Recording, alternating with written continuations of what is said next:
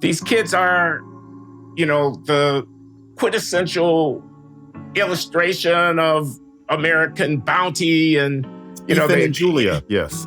I mean, he looks at them and he says whatever he says, he thinks whatever he thinks, and then this bottle comes flying out of his hands. Now, here's my point. Really?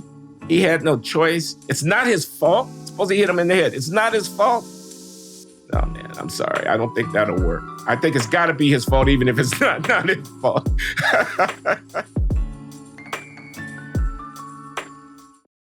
Hello out there. This is Glenn Loury. You have tuned into The Glenn Show. I'm with John McWhorter. Every other week, we talk at The Glenn Show about race, politics, and culture. John's with the New York Times, and he teaches at Columbia University. I'm with the Manhattan Institute, where I'm a senior fellow, and I teach at Brown University. The Manhattan Institute sponsors The Glenn Show, and you can support The Glenn Show if you are so inclined by becoming a paying subscriber at glennloury.substack.com. I'm only going to say it once, but go ahead if you feel so inclined. So, hey, John, what's up? How you doing, man? Hi, Glenn, I'm noticing something. You're now saying Manhattan Institute first. What's that? I mean, I don't know if you want to talk about it, but... No, we could talk. That's me creeping into retirement slowly but surely. I mean, I have been spending the last week packing my corner office with the beautiful built-in bookcases. You remember back in the old days when we read Blogging Heads and the scene behind me was a wall of books? That's my office at Brown. That's my office. And it's got bay windows, and it's right on the corner of this historic building that used to be the university's library way, way back when. It has a beautiful forum, an alcove, whatever. It's a beautiful building, Robinson Hall. I'm room 105, Robinson Hall. That's one of the best offices in the building. Corner. And I have eased myself into semi-retirement. I only have time at Brown now. And since COVID, I don't know about you, but I've been working more remotely than ever and am almost never in that office. I work from home. I go in and teach my classes. I do my office hours by Zoom. I mean, I see people, but not like in the old days. Something really happened with COVID. So anyway, long story short is they want their office. My German was very, very gracious. He said, if you want to stay, if you're going to use it, no problem. Believe me, just tell me what you want to do. You want to have the office, you want to use the office, but I know I'm not going to really be using that office. I'm not going to be going in every day at 8:00. I'm not going to be hanging around the coffee room. I'm not going to be, putting my feet up on the desk. I'm just not going to use that office that much. I'm going to go in to get my mail and go into, if necessary, for a meeting, but I know I'm not going to use the office. So I've had to give up the office. That's a long way of saying that I packed my office, man. Thousands of books. I've got all my papers and files, all my notes accumulate over decades. I've been going through boxes of stuff. And memo, 1999, on a certain question of a certain research project that I was working out with my friend Andy Weiss, my colleague at Boston University. Yeah. The real note, And going through books. Yeah, God. So these books are going into boxes. The boxes are going to have to be moved. It's a nightmare, and I'm getting rid of a lot of stuff.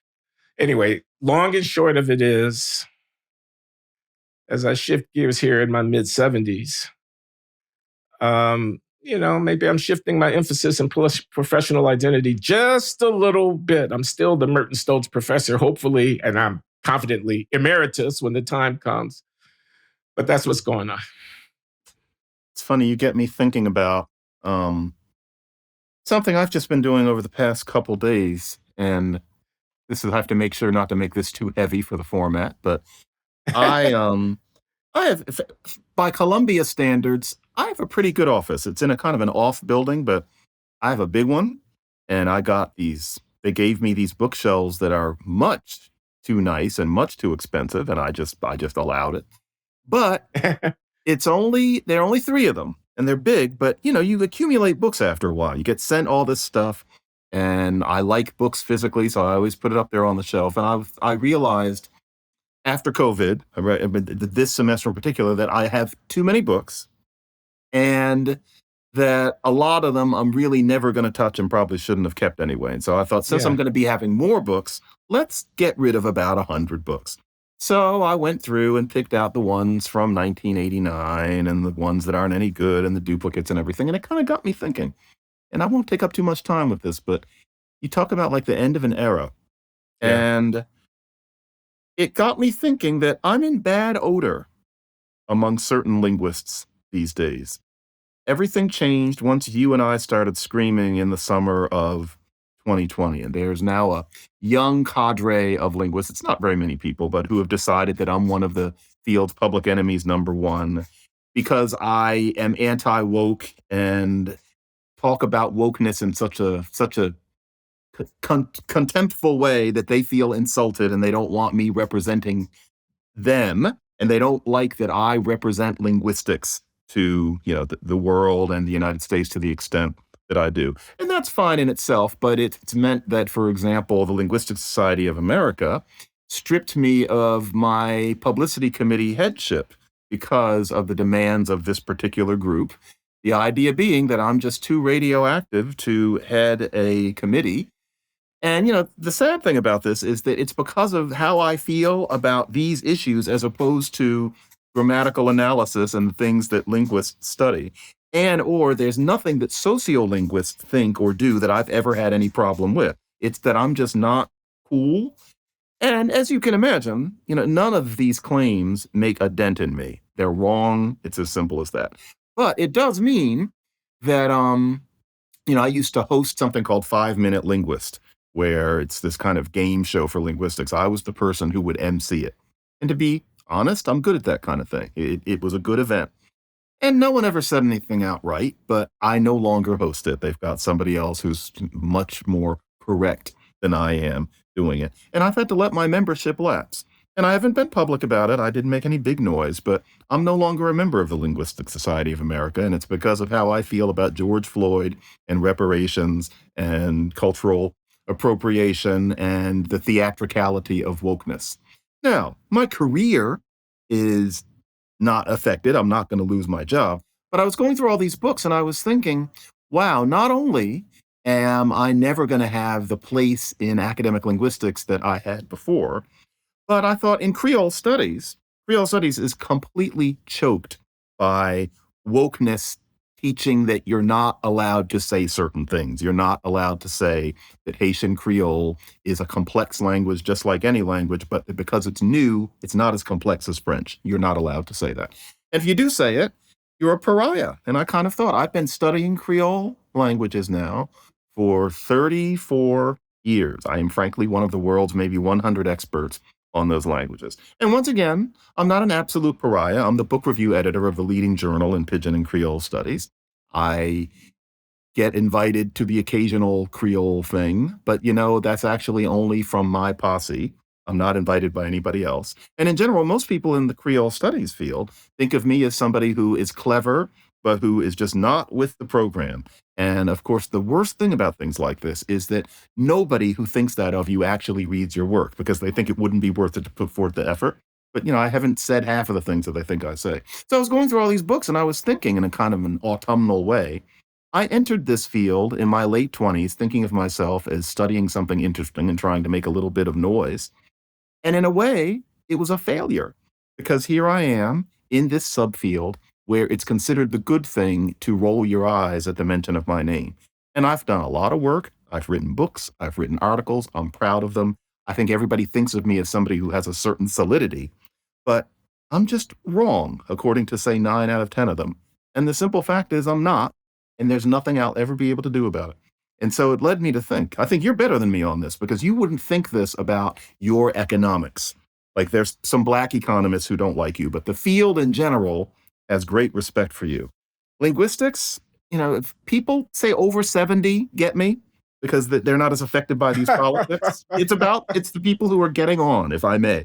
But in general, I will probably never again be invited by a linguistics department to give a talk on my work. That has dried up after 2020 completely. It's only Europe now. We are more exotic. And I am kind of thinking, I love linguistics, but it no longer loves me, and it never will. And I was thinking maybe I should get rid of more of these books. So that was a feeling I had a couple days ago. And I'll get past it. I like my books and I'm going to keep writing. But still, Well, thanks for sharing, my brother. And I feel for you. I feel you, and I feel for you. I was you going to know how ask this you goes. though. I'm curious, and I don't know a whole lot about linguistics. I did read a book or two. I read Steven Pinker's *The Language Instinct*, for That's the one to example, read. Yeah. and I wonder if Pinker were here and asked, what is John McWhorter's contribution to the study of sociolinguistics in the case of Creole languages? What would he say? What do you imagine he would say, or what would you say to the lay person like myself and our audience about what it is to lament by the fact that you're being written out of the community because your scholarly contribution must have a certain resonance, and I don't doubt that it does, but I don't quite understand the nature of it. Well, it's just stuff that's predictable if you know about the stuff we talk about. I think Pinker is somebody who is very much up my alley, and he's a supporter of me. And he would say that I have had some useful ideas about what happens when languages come together and how they change. But it might not surprise you to know that Pinker is being treated the same way as me. There is an effort within the Linguistic Society of America to strip him of his epaulets as well because he is not sufficiently woke and therefore shouldn't be representing the field. So it's the same thing. I would say of Pinker that, for example, the book that you read, a lot of the research has changed over the past 30 years, but he was summarizing the case for there being a genetic endowment that allows us to use language that animals do not have. And the evidence for it isn't as compelling now as it was when Pinker wrote Hmm. that book. But that book was brilliant. And, there are brilliant people who are working on that very question now. And Steven Pinker has always been one of them. And frankly, one of the ones who was more interested in making linguistics something compatible with biology, anthropology, and psychology than a lot of the people who specialize more closely in that work. And so, yeah, Pinker is undergoing exactly the same treatment. The linguistics field, unfortunately, has a major problem with what I hate to say are two of its most prominent members, and one of them is even black. And so it's just it's So not now, a pretty state of affairs. Now, politics is no stranger to linguistics. I mean, I'm thinking of the case of the great Noam Chomsky, the father of universal grammar, and I gather the theoretician who gives a foundation to Pinker's speculation about the inherent nature of linguistic facility in Mhm. humans. But he had a politics, or has. He's still with us. Noam Chomsky he's got a sharp elbow politics, but they don't mind him. Well, they don't mind him because, of course, he's hard left. So he's just correct, as opposed to Pinker or me, Ah, who are centrist empiricists, and therefore, we're not going to drink the Kool-Aid, and that's considered a problem. Another one is George Lakoff, who has never I've been heard as of big a him. name as Pinker, but once again, his politics are classic, almost old left, and so he doesn't offend anybody with his politics, as opposed to we contrarians. So yeah. Well, I don't suffer the same fate. No, I am appreciated by my colleagues, not so much by the diversity, equity, and inclusion brigade within the economics profession, but by my peers, broadly speaking, with all the accolades. I won't list them to support that claim. But when the American Economics Association puts out a recommended syllabus for reading on race and inequality, do you know that your humble servant's life labor with article after article in the top 5 journals and with books to boot are somehow not mentioned by the association because the committee to whom was delegated the responsibility to draft that syllabus is dominated by the usual suspects of the DEI brigades, and Thomas Sowell, Glenn Loury have no place within their halls of canonical reference. Damn. It's not right. That's really just not right. Or, we can complain mutually. Black English is But not for something long, else. folks. We're not going to do this all program. Go No. ahead. Black English is the same thing. In terms of teaching the public about why Black English is cool, I've now played a major role at this point. And yet I read things written by people on Black English, both pop and not, and you can tell that they cringe to ever mention my name, despite the fact that now I've got kind of a stack of writings about it because I'm bad. And that, They life should goes like your on. position. If I understand your position, it's that it's a language. It's got a lot of complexity and nuance to it. It's not mistaken or broken English. It has its own kind of inherent dynamic. Not good enough because I don't understand societal racism and therefore I'm bad. And therefore, even the work that they agree with, they don't want to spread it around too much because they don't want to call attention to my name. There's a Black linguist who, on her Twitter site, lists her 3 favorite linguistics podcasts. Mine is not one of them, and I'm a fellow Black person. And frankly, my language podcast is, I'm not going to blow my own horn, but it's up there. But not even going to mention it because I'm bad. And I know she thinks I'm bad because I've read other things she said about me on Twitter.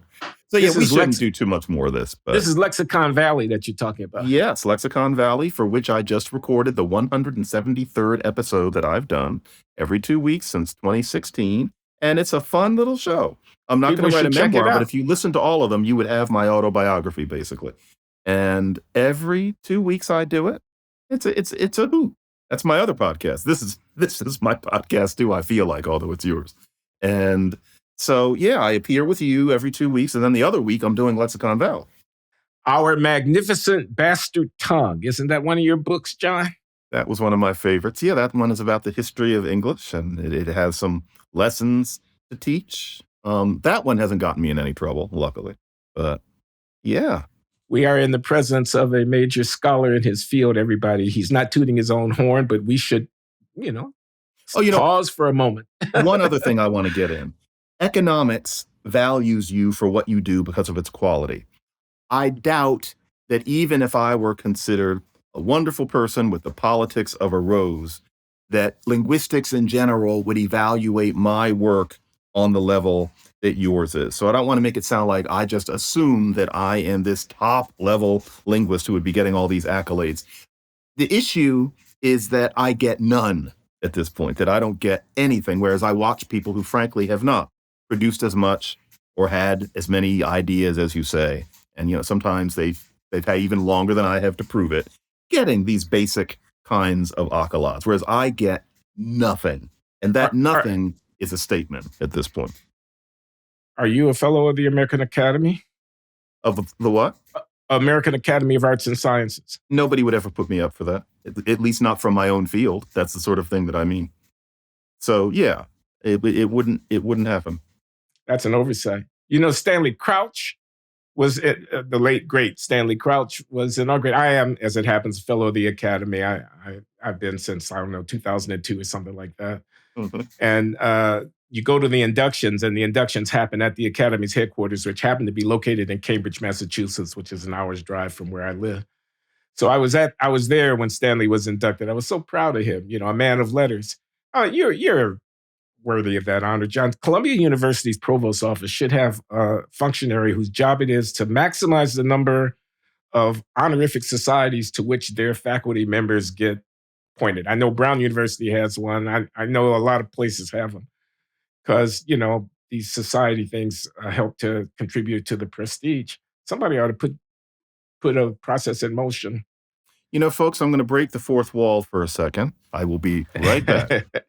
This is an opportunity for soliloquy, poignant listening to John discuss his career. And I resonate because having just completed my memoir draft, forthcoming May 2024 from Norton and Company, I've been contemplating some of the same questions. To be an economist, to be a Black economist, these are things I've been contemplating. John, I was just filling in, in your absence, your brief absence, just saying that writing the memoir has caused me to think about my own professional identity in ways that correlate with the kinds of reflections that you were just engaged in. But that's not what we came here to talk about. Well, Jordan Neely and the New York subway You had a piece in your weekly column in the Times in which you address yourself to that thorny question. Yeah, it's a tough one. What it comes down to is this. You're sitting on the train. Somebody busts in. They're traveling between the cars, which you're not supposed to do. Somebody busts in. You know just from the sound of how the door does it what kind of person it's going to be. There's a slam. And then there's this person who is out of their mind through no fault of their own, and they're going to walk up and down the car scaring people. From what I see with a lot of these people, they're lonely. This is the closest thing they get to human contact. And if it's scaring people and making people turn away, you can get to a point where that kind of negative attention is better than none at all. I can even put myself in the head of somebody like that. It's what many kids do. So, nevertheless, they're caught up in that. And they're scaring people. They're yelling into people's faces. They say fuck and motherfucker all the time. Fuck the fuck, fuck, fuck. Sometimes they ball up their fists. And they're scary. And I'm a man. I'm 6'1", and I can still more or less take care of myself, I think. But most people are not men who are about 6'1", who can probably take care of themselves, they think. And one of the hardest things is when you're doing this and you've got your kids with you. I have 2 girls. One's 8, one's 11.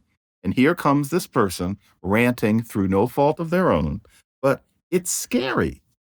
And then you have a story about Jordan Neely, and yes, he was a Michael Jackson impersonator. That's very sweet. But when he was off his meds, he was scary as fuck. And he had punched an old woman in the face and broken her bone. How do you know that? Excuse me for interrupting. How do you know how he was when he was off his meds? Because it's reported that he did things such as punch a 67-year-old woman in the face and break the bones in her face. And I'm also extrapolating maybe a little bit artistically, but I've seen that person. That person and what he was doing, the things he was yelling. Any New Yorker read that and thought, oh yeah, that person. And so, he's scary. And the good thinking on social media was often that no one should have restrained him. Now, what happened is that this ex-Marine, Daniel Penny, restrained him with, the worst, the chokehold, held it too long, and killed him. That is a tragedy. Jordan Neely did not deserve anything like that. He didn't deserve to be physically injured. But what gets me is the idea that nobody should have even restrained him. I think there are people who are thinking that to be in a society riven with inequality, and therefore naturally a highly faulty medical system for psychiatric care, to be a member of that society means that you deserve Jordan Neely in the subway. That we're all supposed to let him show his behind and scare half of the car half to death because we live in a society in which we tolerate this kind of inequality. It's our just desserts. I read a well-known columnist who was writing that Neely shouldn't have been restrained. No, I highly suspect, I know that columnist doesn't live in New York City, and I highly suspect that columnist doesn't have kids. No, we need to have a procedure where someone like him can be taken away. We cannot think of him as, mentally alternate or something like that.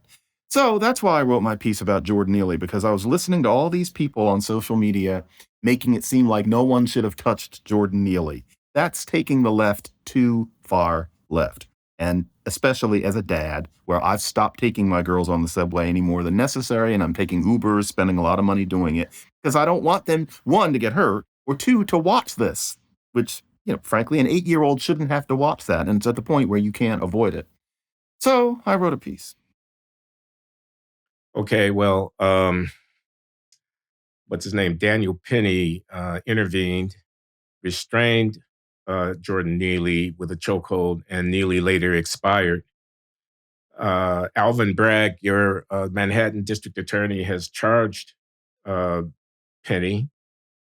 He was actually, Perk walked in and cameras caught him, and it's on YouTube and everything like that.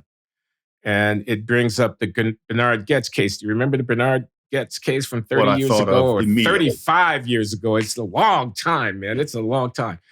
But that was subway vigilante Bernard Goetz, who I gather was being accosted by some guys, and he pulled out a pistol and he shot him up. And, I actually don't know what the disposition of that was. Was he convicted? Did he serve time in prison? I don't remember either. I But this don't was at rem a time when crime rate was high in New York, street crime, Did he people were kill concerned one? about it. Did he kill one of those guys? Gosh, I should know. We could look it up. We should have looked it up. Yeah. You know, quite possibly he did. I mean, he shot him. I guess we could look it up. I'm gonna look it up. Keep going. Keep going. Yeah. Yeah. No, but I'm just saying there was a kind of citizen's arrest quality to the intervention, and the intervention was kinetic. You know, it wasn't just saying stop it. It was restraining the man. I wasn't there. I'm not judging it. I'm not saying it was necessary. I'm not saying it was unnecessary. I mean, I don't know. But I am saying a district attorney has decided to bring charges, and it has become the case emblematic of a larger cultural tension around maintenance of order in cities and policing and law and whatnot. And there has a racial dimension to it because the guy who Daniel uh, Penny, who's been charged, who did the chokehold, was white, a veteran, uh, ex-Marine, and our hapless Michael Jackson imitator, Jordan Neely, is a black guy. They are usually black guys, are they not? One hates to say it, but they almost always are. Yes. What'd you Sometimes it's find a about? Latino guy. Every now and then it's a crabby white guy yelling fuck, fuck, fuck, fuck. And often he has a political agenda. But usually it's black men, unfortunately. Okay, what'd you find out about Getz? Getz went free after a while and has lived a life of mild celebrity and even ran for mayor in 2001. There were 4 guys. None of them were killed, although one of them was hurt enough to be permanently brain damaged. It happened in 1984. I lived in New York from 85 to 88, and that was a recent and often discussed incident at the time. Yeah. Almost 40 years ago. Uh-huh. Okay, so I can imagine what the other side of the argument. You mentioned a columnist unnamed that had made the case that we owe him deference in virtue of the fact that we collaborate in effect in an unfair system of unequal Which is provision. what the And columnist implied. He didn't okay, lay it out, imply, but you could tell. what about that? I mean, the mentally ill, recourse, homelessness, no treatment, uh, a mismanaged, and even if you say, well, there was treatment available, but he wouldn't stay in the treatment facility or whatever, uh, you're not managing the problem. Are you saying there's nothing that can be done about the homeless? So we live in a society in which there are homeless on the street. I mean, I pass them here in Providence, Rhode Island, standing in the intersection with a bucket, waiting for people to drop money in the bucket. Some of these people, they're not particularly aggressive. I'm not saying that they're like the squeegee guys that are getting all up in your face, but you know, and sometimes they're very pathetic and heartrending, and sometimes it's a little unnerving. To be frank with you, it's a little bit unnerving. The person's approaching your vehicle or whatever, but they're homeless. They don't have any place to go.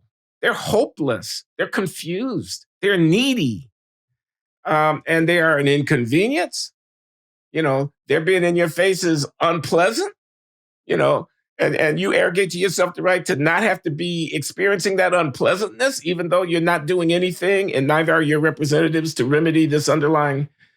It is something of a problem, isn't it? I mean, to reckon what the ethical posture is to take. You want to protect your children from this encroachment, and yet you don't want to be without some sense of compassion, whatever. This is disgusting, and yet you're not entirely proud of being disgusted. You know what I mean? It's there are all sorts of where do you draw the line issues here. And one of them actually is if Jordan Neely had been white, we wouldn't be talking about this. It would be considered this highly unpleasant episode if a white guy took down a white guy and accidentally killed him, or even deliberately killed him. We would Likewise, not. if Daniel Penny had been a black Marine, probably it wouldn't have been the same That resonance. would be a Although I whole. think much more so in your direction than in my direction. That would be a whole different episode. No, And the then black also, Marine would just be acting out white supremacy that he had been taught in the racist military. literally, that's Yeah. literally what people would say, and also his background. It would be seen as understandable. People, you can imagine the people who would start writing about it that way right away. And then also, is the person annoying or scary? And so, for example, you're driving down 125th Street, which I often do because that's how you get from where I live to Columbia.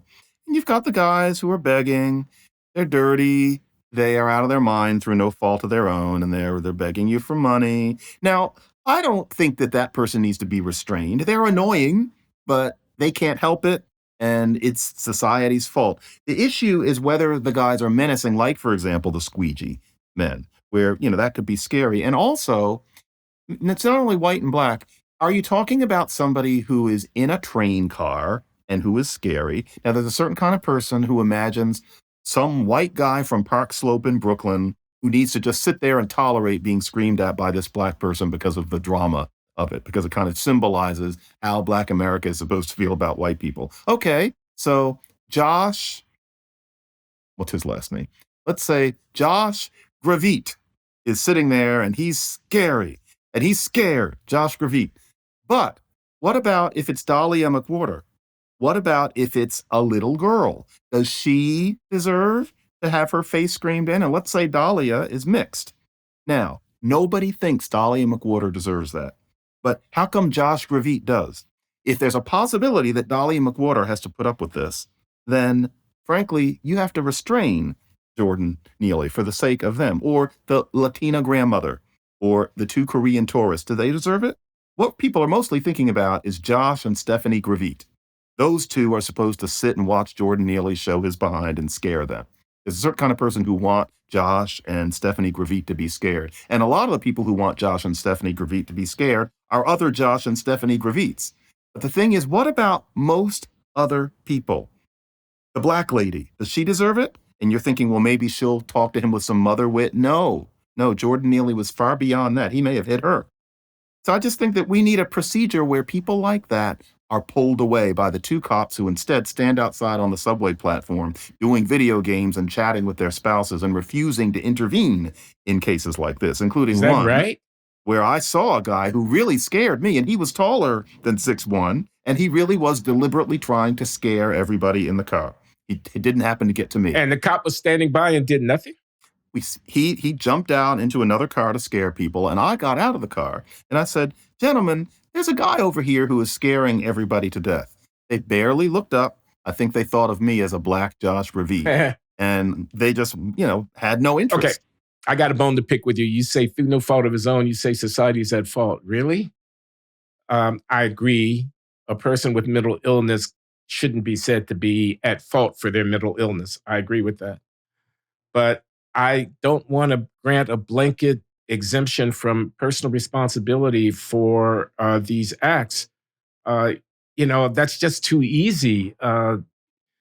You push somebody in front of a train, you punch somebody in the eye socket and mangle their face. You intentionally intimidate people in a public space because you're bored, because you don't have a sense of self-esteem, because you're looking for attention and it's not your fault. God, I get it. I get it. Really, the idea that the person is not responsible for the fact that they're mentally ill. But I just wonder what a society is like at the end of the day where that kind of behavior. I mean, I'll just tell an anecdote and then I'll stop. I was in San Francisco visiting my son Nehemiah, driving in the Tenderloin, and it was a traffic jam. And I'm in a rented vehicle, picked up at the airport, and I'm behind a convertible with the top down. And it's a bunch of white kids, coming from the beach or whatever. I mean, they're obviously upper middle class. They got the music turned up, whatever. And there's a guy, I'm going to call him a drunk. I don't know that he was drunk. A vagrant, seeming to be a vagrant. Someone on the street, I don't know if he was homeless or not, who threw a beer bottle at the vehicle that these kids were riding in, and it missed them it went over their heads by that much. I was in the car behind this. First of all, I thought, am I next? Could have cracked somebody's skull. Secondly, I thought someone could have really been hurt by that. Then I thought, well, what's up with him? He's over there. His life is miserable. He's drunk out of his mind. I don't know. I don't know. He's angry, bitter. These kids are, the quintessential illustration of American bounty, and Ethan they and Julia, yes. Mhm. I mean, he looks at them and he says whatever he says, he thinks whatever he thinks, and then this bottle comes flying out of his hands. Now, here's my point. Really? He had no choice. It's not his fault. Suppose he hit him in the head. It's not his fault. No, man, I'm sorry. I don't think that'll work. I think it's got to be his fault, even if it's not his fault. I know what you mean. I know what you mean. And then when you think about fault, there's another aspect to it, which is that, and I probably am deservedly going to get in trouble for this, but if you look at the color breakdown of these people,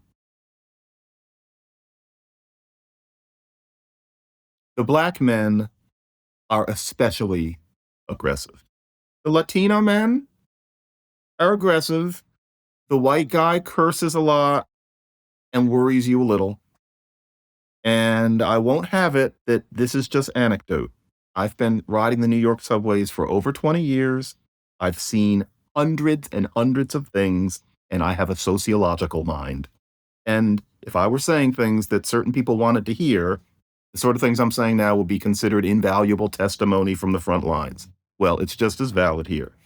And the black men are especially aggressive. And I think it's because, and now we're going to get back into our old thing, they have often grown up with a sense of black masculinity as involving that certain kind of swagger. And so crazy comes out differently in different people all around the world and even within subgroups in the world. And I think part of the reason that the black men can be so scary is because of that element in the culture. Now, where does that come from in the culture? And then that gets into why is Omar Omar? But Omarism also affects the way a Jordan Neely conducts himself when he's off his meds and he's mad. There are different things that can happen. And these are tendencies. There are white guys who are scary as fuck. There are gentle black crazy people in the subway too. But there's a clear tendency. And it has something to do with Omarism. And you think of Omar as guilty. I think of Omar as somebody who will learn the language that he learned. It's that same thing. But it doesn't mean that Omar out of his mind is going to make my daughter cry. That won't work. Yeah, okay, let's leave this subject. I mean, there's probably a lot more to say here, and we'll come back to it, I'm sure, in future It's conversation. such an unpleasant subject. Ugh. I want to talk about the thing that's, I've been getting these calls from news organizations, and I have pretty much uniformly turned them down because I just haven't wanted to, uh, you know, haven't wanted to drag myself through this conversation about reparations paid to Black people. The city of San Francisco voted reparations. State of California impaneled a study group that has come up with a report that recommends reparations paid to Black Americans, descendants of slaves, as a because of slavery. The um, U.S. Congress has just had a proposal introduced by Representative Cori Bush of St. Louis to impanel a study group to look at the federal uh, instantiation of some kind of reparations system. This has been a proposal that's been coming up in Congress for decades, but never acted on. And I suppose the hope is with the Biden administration and uh, the uh, sort of powers that be within the Democratic Party so disfavorably disposed that something might come out. Now, anyway, issue of reparations.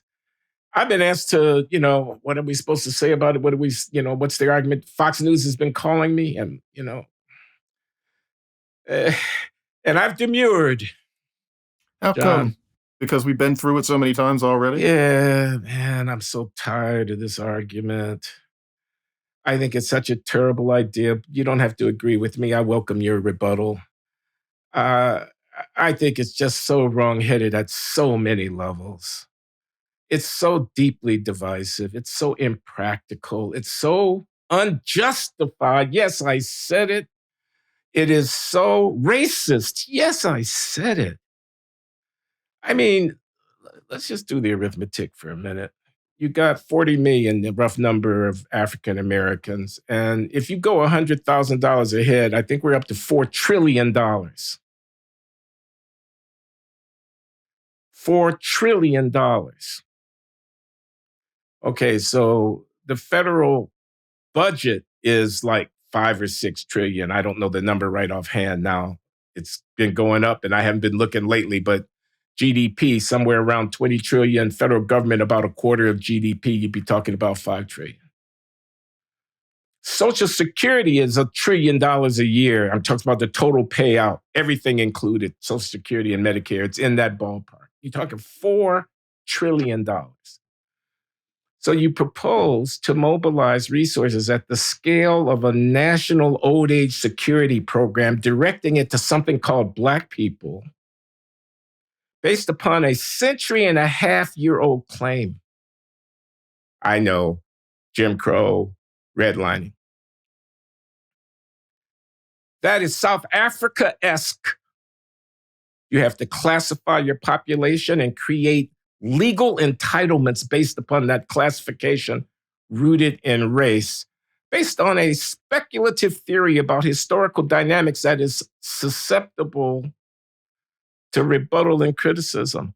Is Black poverty the result of slavery? Okay, I can see a person making that argument. I can see a person questioning that argument. How much wealth do these people, the Armenians, the Jews, the Japanese, the Chinese have? How did they get it? How come Black people don't have it? Whose quote unquote fault is that? What about the fact that the country of 330 million people has had scores of millions of non-European immigrants come and join us in the last 75 years? You are in the 19th century talking about slavery entitlement to a 21st century electorate. You're trading on your ability to throw a tantrum. It won't be fair. It won't be fair. George Floyd. You're going to burden this country with a racist system of federal fiscal entitlement because you can't bear the implications of your own failures in the 21st century. White supremacy, white supremacy.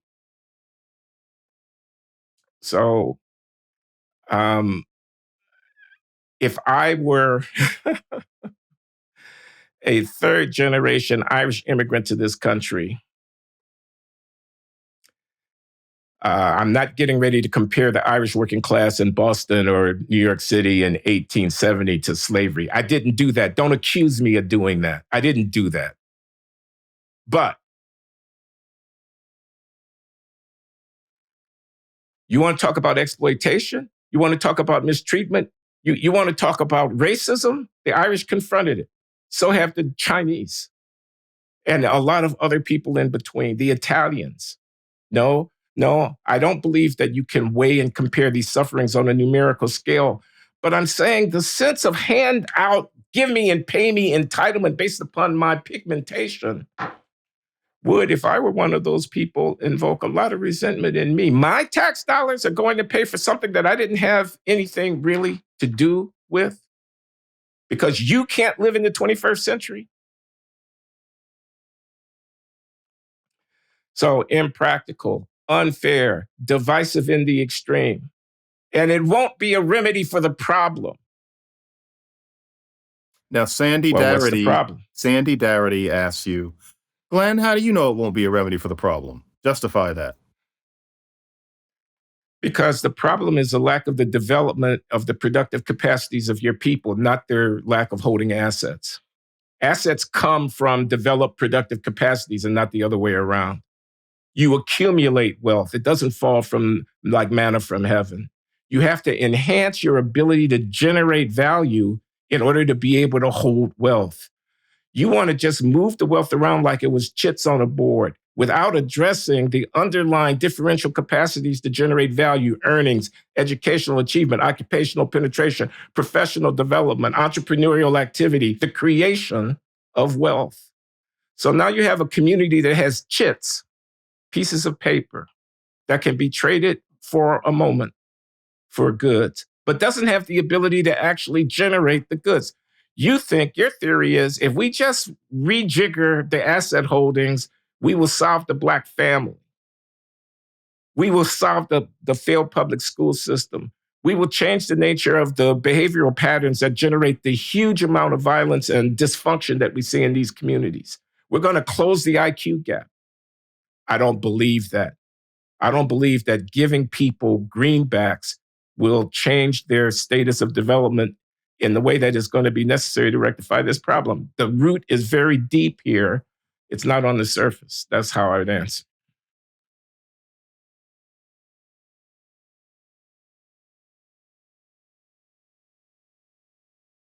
I don't know how to answer the new version of this, which is that it's about redlining and how not being able to have a decent home creates today's wealth gap. And I know what you mean about how the problem is habits. The problem is culture, much of it created by racism, but cultural dispositions that interfere with the building of wealth.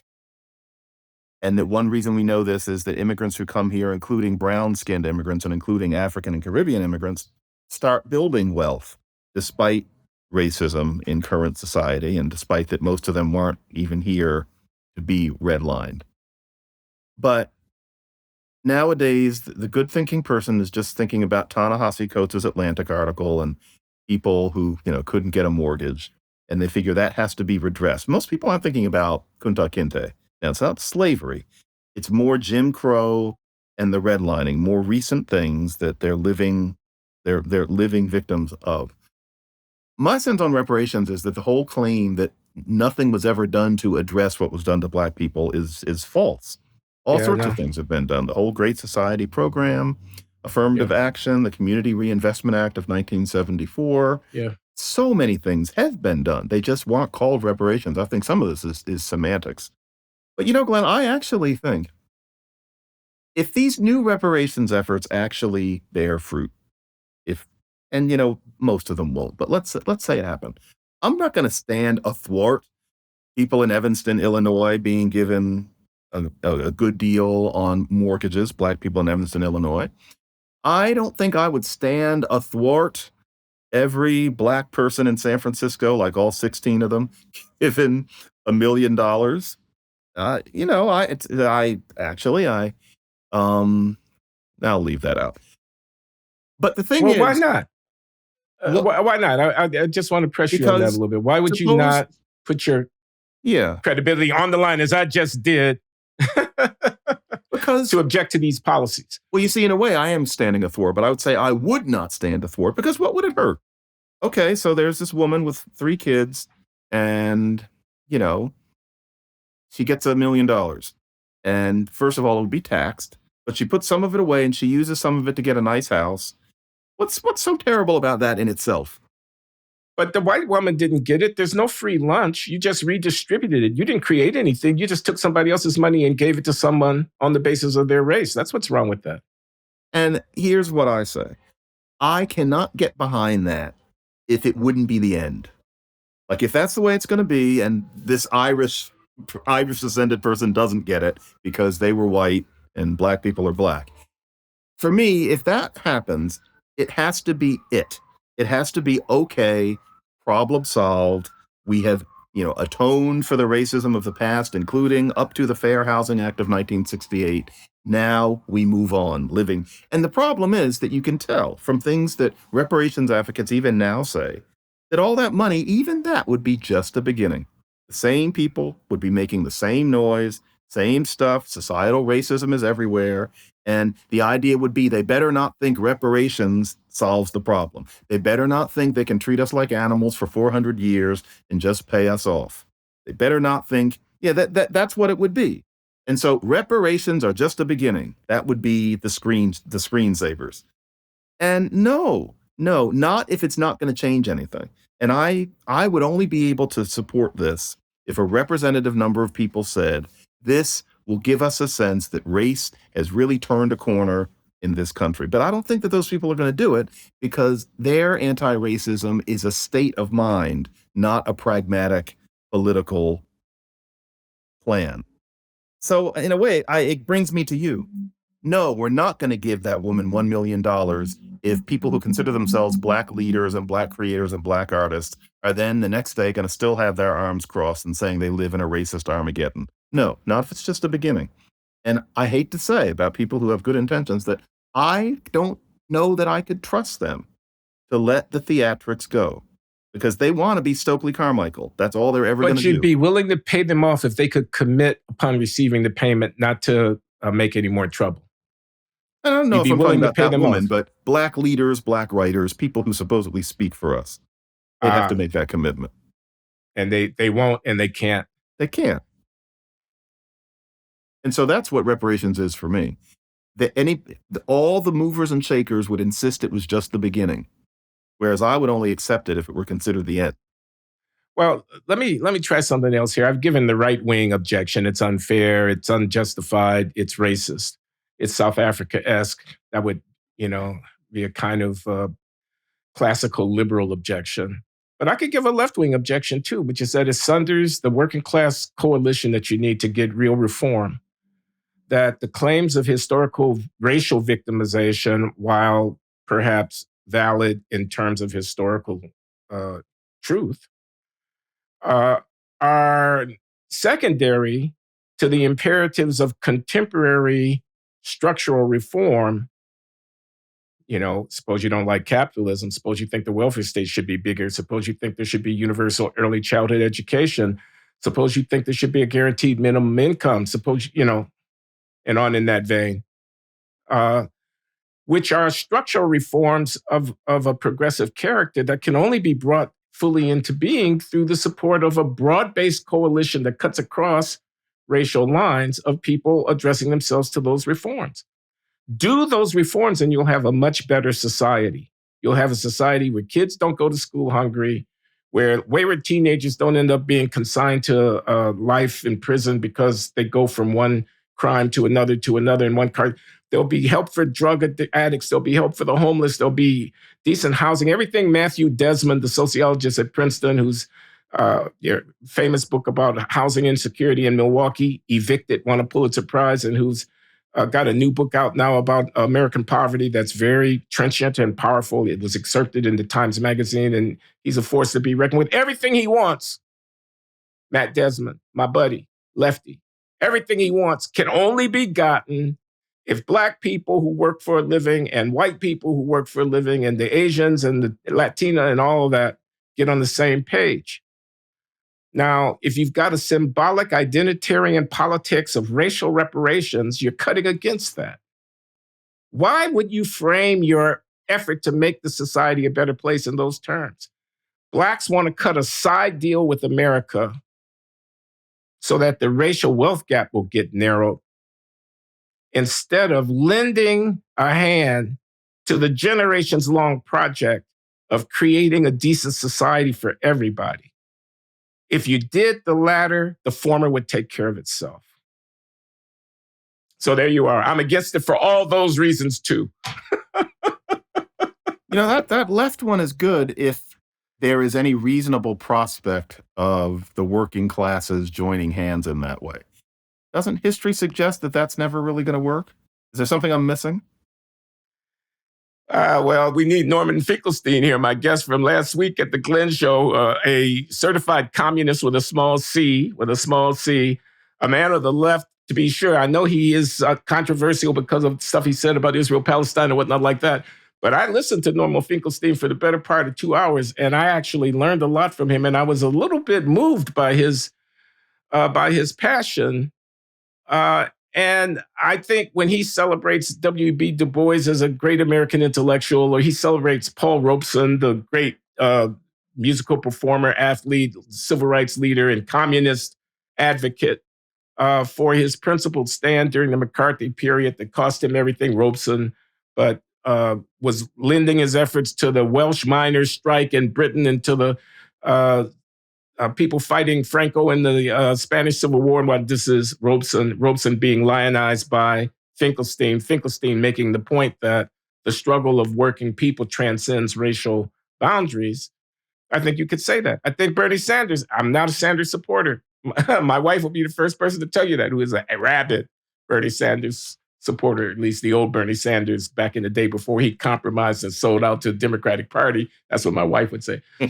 Uh, but I think Bernie Sanders, during that 2016 campaign and also during the 2020 campaign, uh, represented an idea about progressive reform that transcended. He took flack, Bernie Sanders did, from certain diversity, equity, and inclusion advocates for not being foursquare behind reparations, because he recognized that his movement required a trans ethnic span that the reparations issue cut against.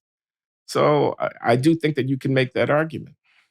Well, if there were signs of that, that would make me less tolerant of reparations than I'm trying to be. I've written con- contemptuous articles about reparations in the past, just saying it already happened and it's not necessary now.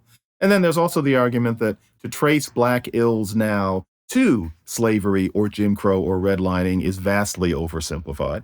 But there comes a time, Glenn, when at least I want to not be a contrarian just to be a contrarian. I just want to be honest with myself. And if reparations really is showing some chance of happening, and this business of it happening in city after city possibly makes it look like it might happen, I don't know if I feel so strongly against the payments in themselves that I'm going to keep on saying no, no, no, no, no for the same reasons. But I would definitely say it would be the most depressing thing I had ever seen on race in my life. And yes, including George Floyd, the most depressing thing I've ever seen on race in my lifetime would be if in 50 or 60 cities across the nation, generous reparations payments were given to everybody who chalks themselves up as Black.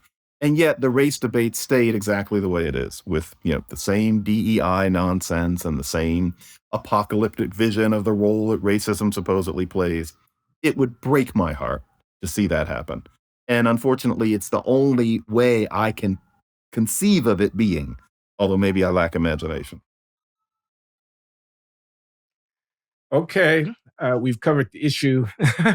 While I have demurred when people have asked me to comment, I think I've commented at length here. I'm going to say one final thing. I think it's pathetic. It's undignified. I'm sorry. I'm sorry. This is Glenn Loury. I know the view is not going to be widely shared.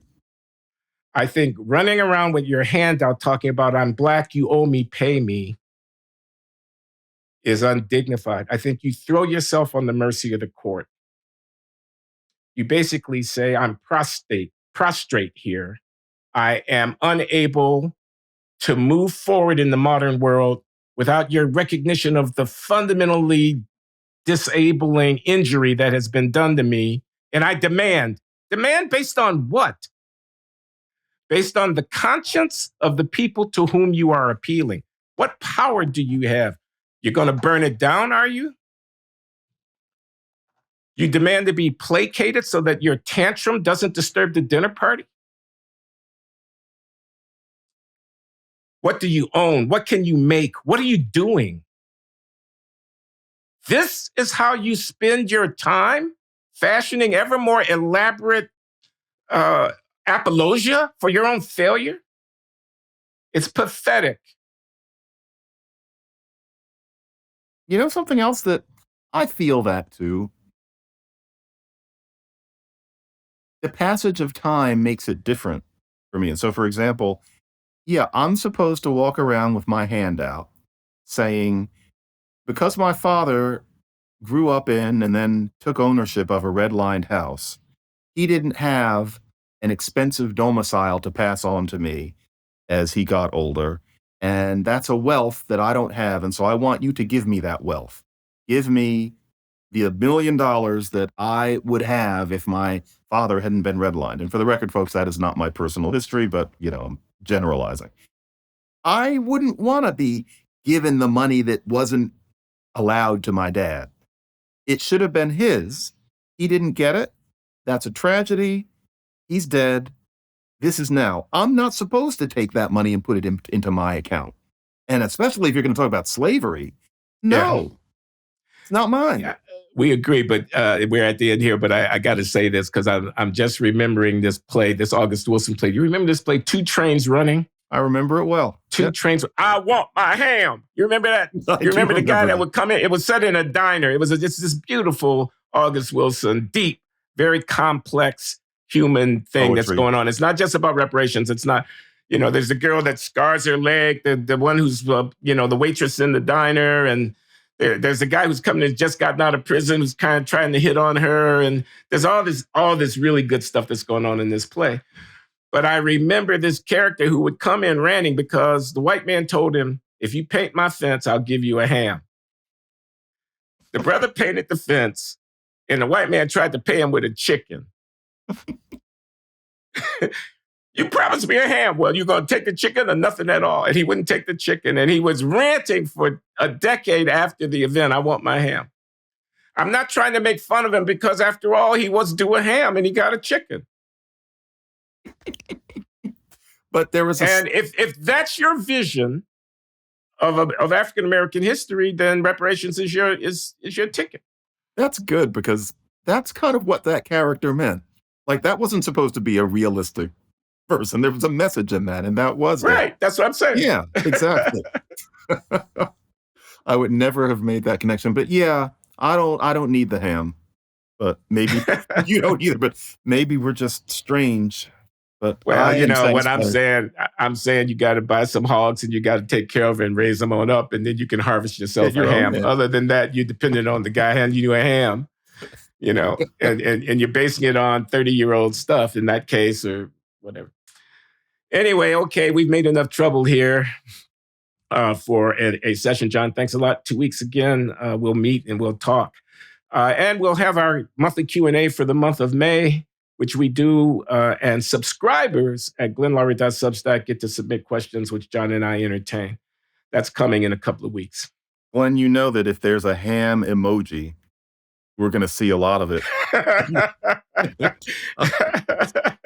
I am bracing myself for that. All right, John, thanks a lot. Thank you, Glenn.